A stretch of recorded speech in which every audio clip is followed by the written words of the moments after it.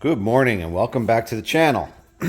Today we are going to be working on assembling our rear axle assembly, getting our rear hubs in. We have our rear brake rotor hub here. We got to mount our rotor onto there and get that torqued into place. But on the last video when I did the front suspension, I had explained that the tie rods were a little on the short side. I didn't like the amount of thread engagement that I had. I was really only literally had about 3/8 of an inch of thread engagement. So I got a longer set of tie rods. These are about a 1/2 inch longer, maybe 5/8 of an inch longer. So that's going to give me closer to, between 5/8 and 3/4 of an inch of thread engagement. These tie rods actually originally when I got them were a full inch longer, 1/2 inch on each side. And that was too much. The tie rod ends only allow for about an inch of engagement before the tie rod bottoms out. So that allowed me to, I was unable to get any kind of proper alignment. So took about a 1/4 inch off of each of these threaded areas. Now we're going to go ahead and install those. That should give me a maximum amount of engagement and still give me some adjustability and have everything be good, strong, and sturdy there. So we're going to go ahead and get those installed. All right, so got the tie rods installed. Now, each of these tie rods had about 1 1/8 off of this jam nut to the end. And right now I'm sitting with about 3/8 of an inch of exposed thread. So I've got a good solid 3/4 inch now of engagement into the tie rod, which pretty much is just about maximum. Should be plenty. It's well within spec. Generally, when you're threading into like a hind joint or something of this nature into a tie rod end, from what I understand, the rule of thumb is generally 1.5 times the diameter of your rod. So if this is a 3/8 inch rod, then you want to go 1.5 times that. So you're looking at almost 5/8 of engagement should be minimum. So we're right at that point. So that will wrap up those. I obviously will tighten those up once we get the bike on the ground. Next step I think we're going to do is we're going to go ahead and mount our sprocket onto our rotor hub. Our screws here, these are Allen head screws. They're, what does this say? 8mm. So I'm going to put a little blue Loctite on these. We're going to put these in. Torque spec on these, I believe it was 25 to 29 foot-pounds. 25 to 29 foot-pounds on each of these. So we're going to go ahead, get them mounted in. Then we'll go over to the bike. We'll get the rear carrier in, the axle installed, and hopefully get that bolted up and together. All right, rotor hub is all together and torqued. Got that all powder coated. All right, let's go over the bike and start assembling. Okay, got our rear carrier.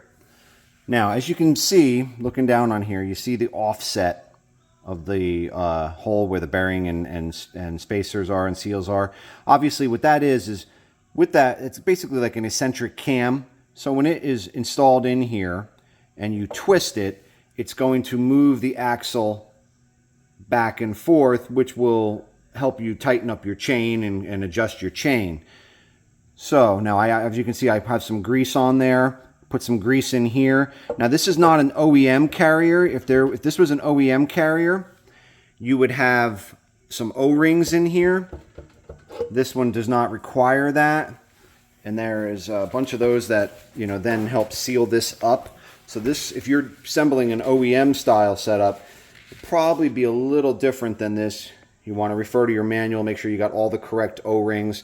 The only O-ring really like an OEM one that we're going to have here is the one that's in our caliper bracket.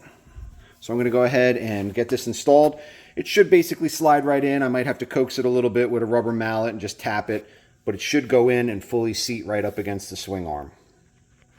Okay, carrier is fully seated right up against the swing arm. Coming out the other side.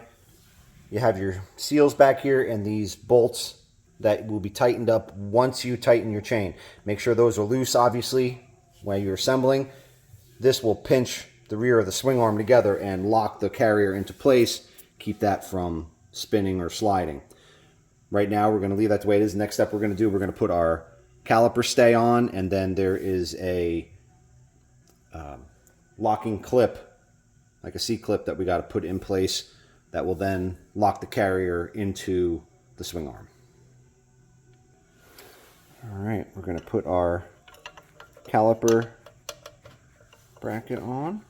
A little tough to get this to slide on. That O-ring wants to jam up. Just make sure you put a little lube on there as you're sliding that in place. I'm just going to push this in. Okay. As you're working that O-ring in there, what I find helps is as you're holding the caliper stay in place, if you rotate your carrier so that it spins this inside of here, it'll work it through the O-ring. As long as you have a little lube on there, and you can see there's a groove right there. That groove is going to be for this big clip here.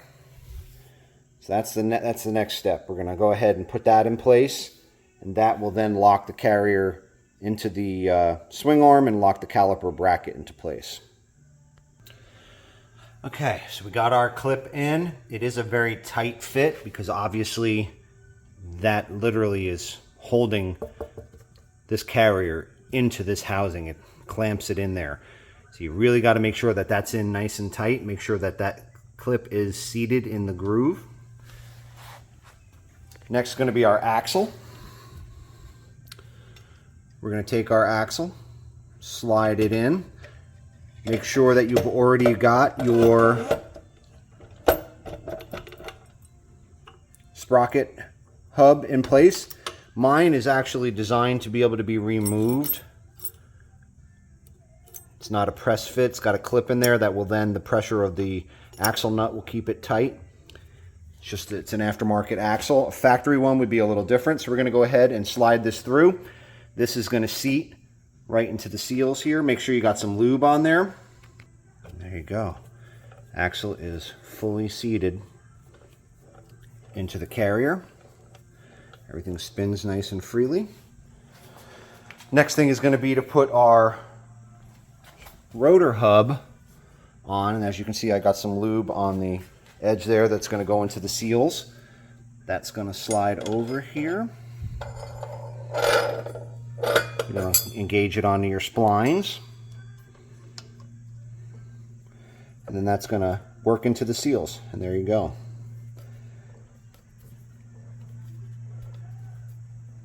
There's our rotor. Next step is going to be our axle lock nut. So I'm going to put a little lube on this because I had taken this all apart to clean it. I'm going to put a little lube on these threads and a little lube on the splines.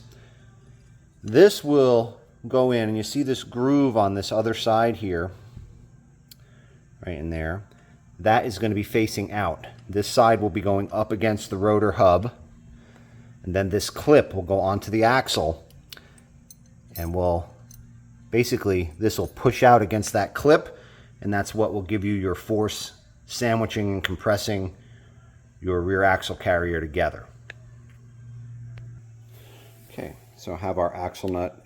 It is fully bottomed out. These are reverse threads on this. This is an aftermarket lock nut. I don't know if it's an LSR or Lone Star, but we're going to bring this onto here, and it's going to engage onto those threads just like that. Now we're going to push that clip in, and we're going to lock that into place right in there.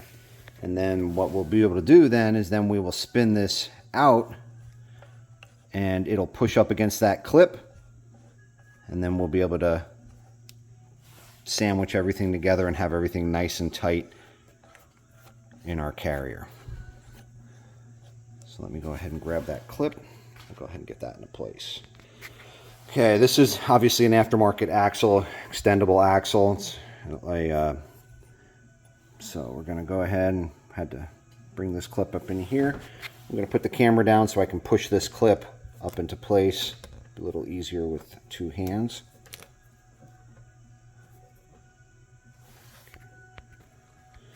go. Got the clip in there. And now we can spin this lock nut out. And you can see that that groove is going to jam up against that. And now you can actually use this to torque it. But obviously we have to hold the axle while doing it. And I'm missing one of the bolts. I'm going to put new Allen head bolts in here. I got to get a replacement for that one. But that is in place now. So now our next step, I think what we'll do is we can put our hubs on the rear, and then I'll bolt our caliper into place. I'm going to have to adjust this line and bolt that caliper into place, and we'll have basically the rear assembly, other than just tightening everything up, completed.